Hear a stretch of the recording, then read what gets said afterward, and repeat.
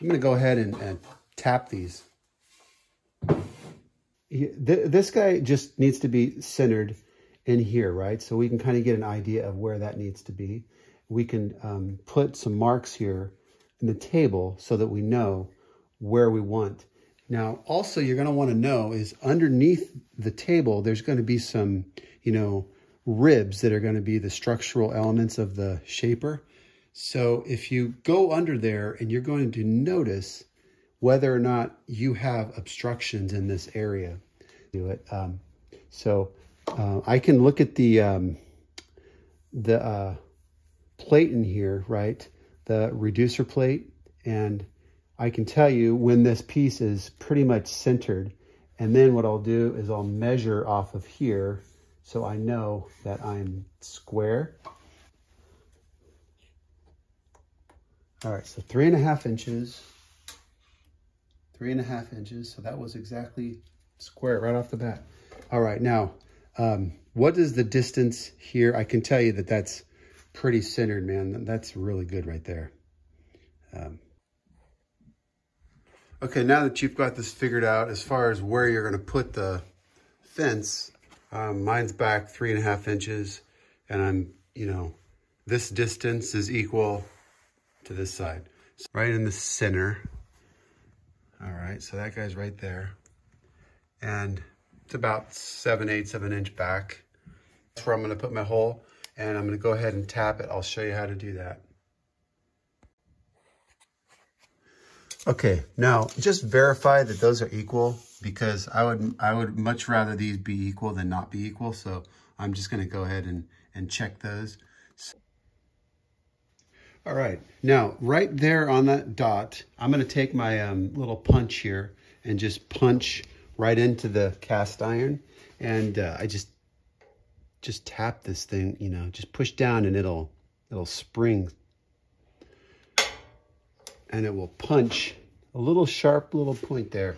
And that will actually grab the point of the drill bit. Because once when you start spinning the drill bit, it just, it has a tendency to want to skate around. Now, as far as the hole size go, all mine are 3/8 by 16s. So 3/8 inch diameter by 16. So these studs right here go into it.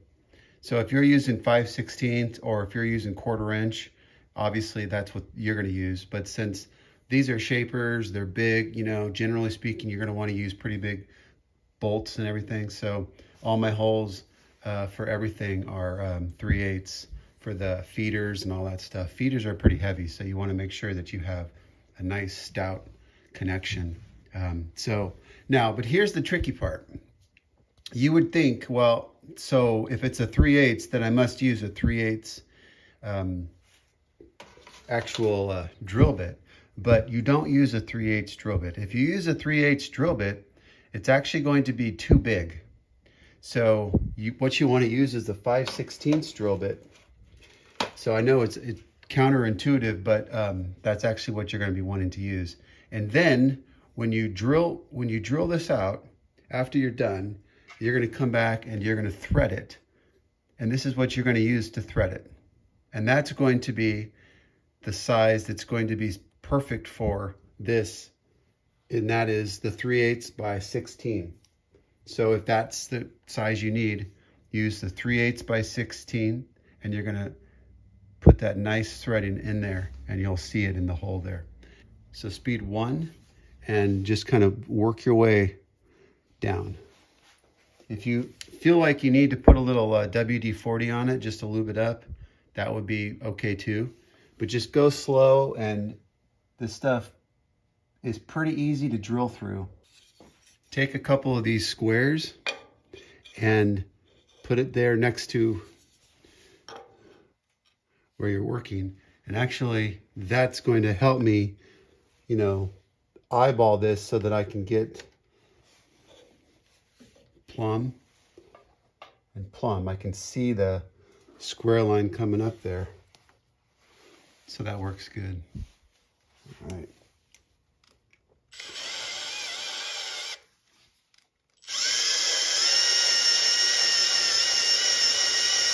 with those squares there, I can see exactly how my drill is.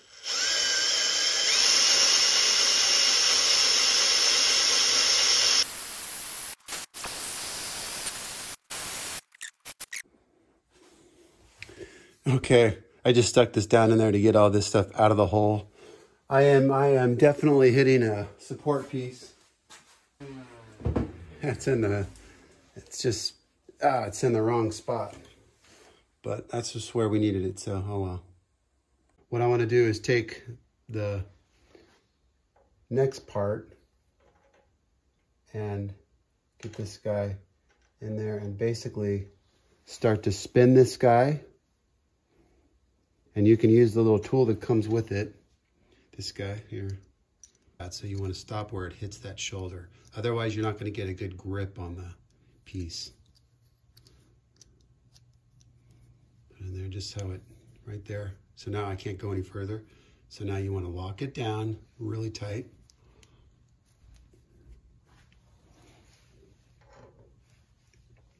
And then make sure that you're going in nice and straight and vertical and all that stuff, plumb. And just start to make the threading.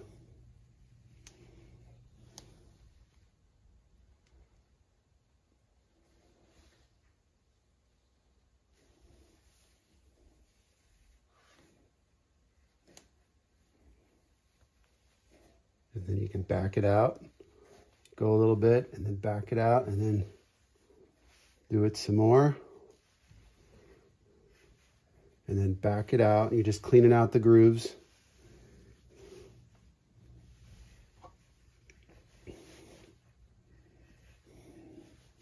Back it out a little bit. And as you do this, and you're getting into good position, and you know you're going in straight and all that stuff, it becomes easier to do because it just kind of, it stays in the right position, right? You don't have to fight it.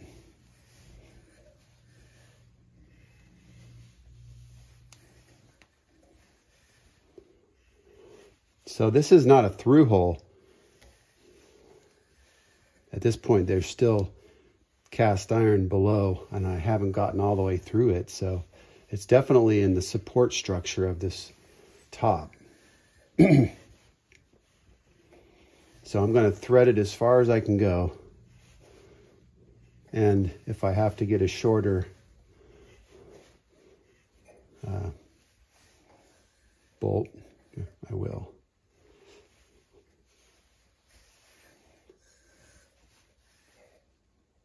All right, that's bottomed out right there. So let me spin this thing out.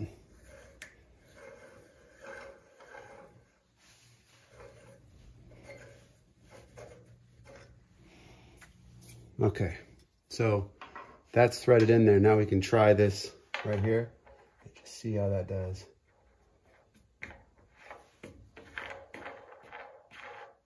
All right, so now we can see that probably doesn't go down quite far enough because I've got the cast iron down there. Now I'm using a 1/2 inch, so let's just see if it's...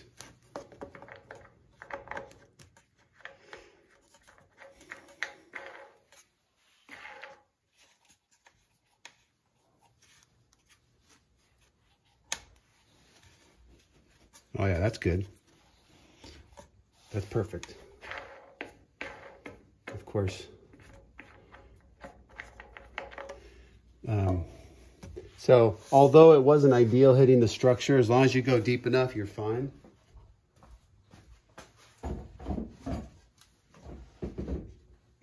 That makes sense. I'm gonna go ahead and I'm gonna sharpen this again, just because I can, and I just did a lot of drilling on that guy. So I'm gonna go ahead, sharpen it again. Chances are really good I'm gonna hit the same structure there because of the location. It's exactly, you know, a mirror image. So probably I'm gonna hit it, but no worries. I'm just gonna go ahead and sharpen this again and make sure it's got a nice sharp edge on it. It's the beauty of having this, you know, having this guy, that you can just sharpen these as long as they're not brad point. It's really cool.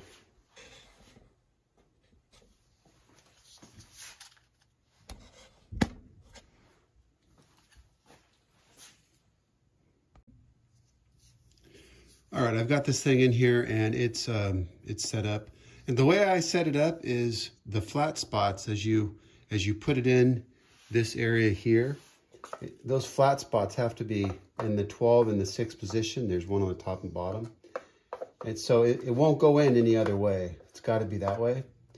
And then what I do is I take the drill bit and I make sure that that flute right there is almost all the way to the right. So almost at 3 o'clock position. So as you can see, as you spin it, see this flute, how it kind of goes into that 3 o'clock position, sideways almost.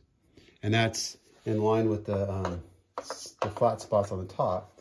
And then when you take the clips here, the hold down, I just take that and then I release the clips and I just kind of jiggle it around a little bit to seat those clips, and that gets it into the right position, the drill bit.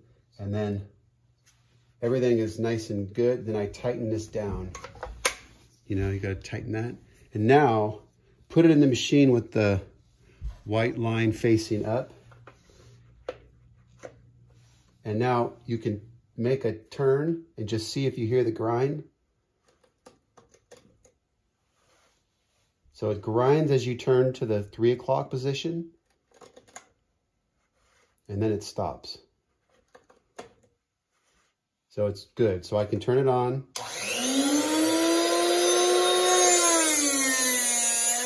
That's good. That's good. So that's it. I don't want to take any more off of that thing. But, oh yeah, that's wicked sharp. So, you know you're good when you can feel that.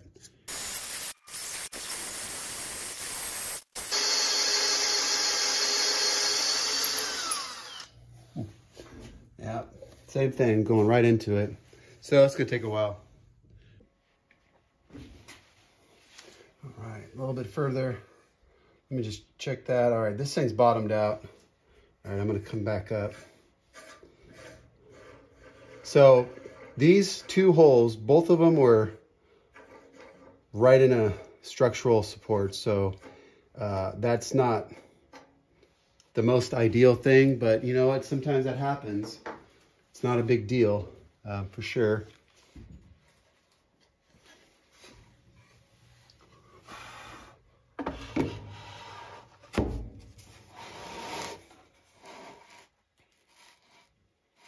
Oh yeah, that's got nice movement there. Okay, now if I want to take these Rockler ones, I have a 1-inch thread depth. I'd like to put a washer on that because this surface area isn't so great, and so I want to broaden that just to give it more support right in here, because as you crank this thing down, you want there to be a lot of support. So I'm going to go grab a washer. The tap and die set that I just used is tap, die, and drill set, actually, to be specific, is this Cobalt one. And, you know, I don't know when I got this, but it's probably been, you know, quite a while, 15, maybe over 15 years probably. But it works great. And it's got, it's the standard though, it's not metric. So I think they have them in metric also, but I wanted to get the standard one. It's definitely cool. Bit. I have this recess right on the side, which allows the piece to literally be recessed from the front. As you look down, I'm not hitting this part. So that's a really critical issue with this design, is it allows you to kind of go underneath and not have your hold down touch the spinning knife.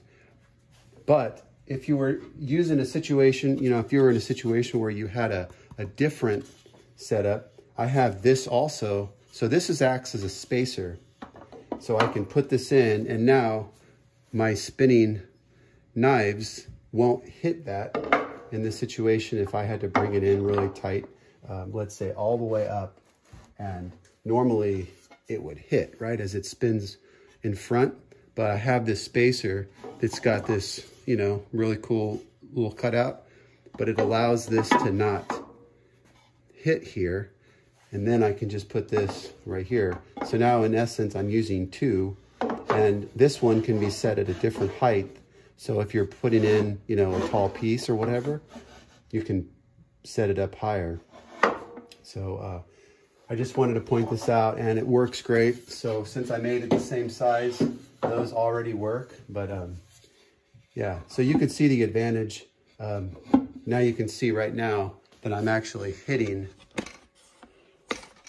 Let me show you. You see, by moving the fence out a little bit, you can see my front here is actually touching the hold down. Now, if I were to actually be utilizing it that way, it would be touching. However, normally, you know, you're up higher, but still not that high. So that's where that spacer would come in. You could also put spacers here, but I like to cover this whole area up because you get 100% dust collection like this. So let's go ahead and use this guy and see how she does. We'll make it the first run on this. I'll show you that in a minute. Okay, now to set this up, what you want to do is you want to make that fence essentially, however you want to look at it, the edge of the cutter head about right there. And that's kind of where that max cut's going to be. And since I have a setup block, or essentially a sample, I can just take this and put it right up here. And I know this part here goes to the outside of the cutter, and this is essentially the inside. So it's the furthest point at which that cutter makes contact. And I just put it right up there. That's about it right there. Lock that down. Let's see. Now remember, I'm gonna have to cut some of this material away as it goes on. It's gonna just shave a bit, and then it will go away. These panels. So I take it and I put it in just like this, and I just set it down. And that's all you have to do. If you want to put a little bit of tension on it, you know, by all means, go ahead.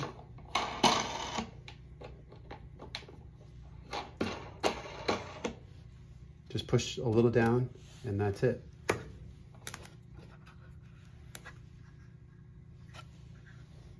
Now you test it and see how it runs. If it runs smoothly without any interference, then you're good. You want it to hold down, but you want to still be able to move it. It's going to take a lot of force for you to not be able to move it, that's for sure. That looks good. All right. Let's go ahead and run this guy. So I've got this locked down, the fence is locked down. I'm gonna go ahead and turn on the dust collection, and we'll get rolling. See how this guy does.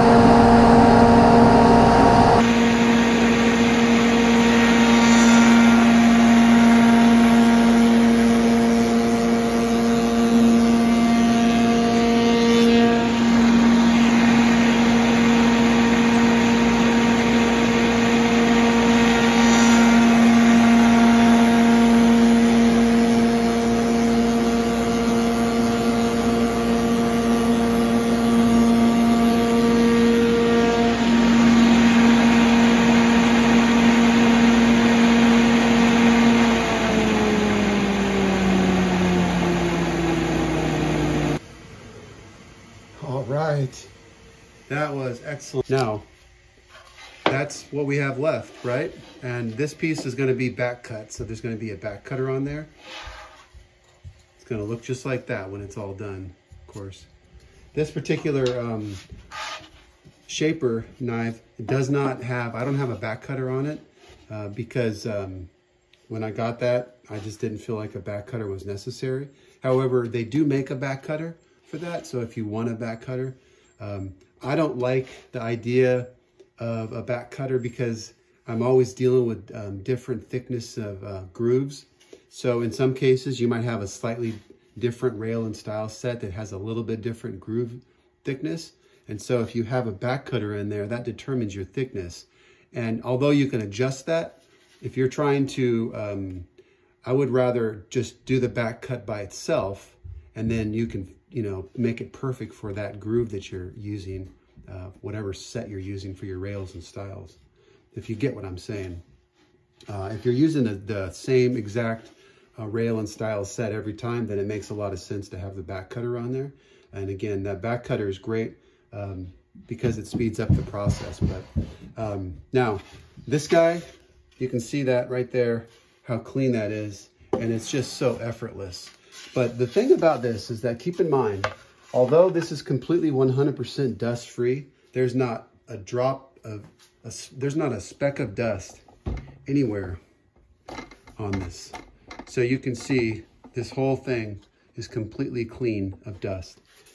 What I really like is to be able to look down here and I can see, you know, basically everything that's going on. So when I set this up, if I want to check the depth of cut, all I have to do is come over here and just take my sample block and put it in here. And again, with the machine not on and, you know, not plugged in, of course, I can just take that guy and I can see right there where it's going to be cutting. It's very nice to have this clear plastic.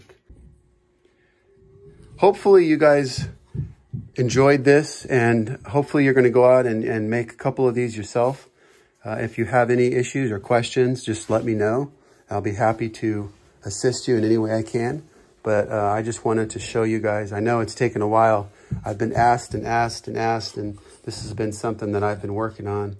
It's just really hard to get through the you know, the holidays with the amount of workload that I've had to do the videos, and it's just really difficult. So I want to thank you guys for being patient, and do me a favor, and if you haven't subscribed, please subscribe. You know, I really would appreciate that, and it would certainly help to have, you know, some more subscribers. So again, thank you so much for everything, and like the video and share it with your friends. All right, I appreciate it. Thanks so much. Bye-bye.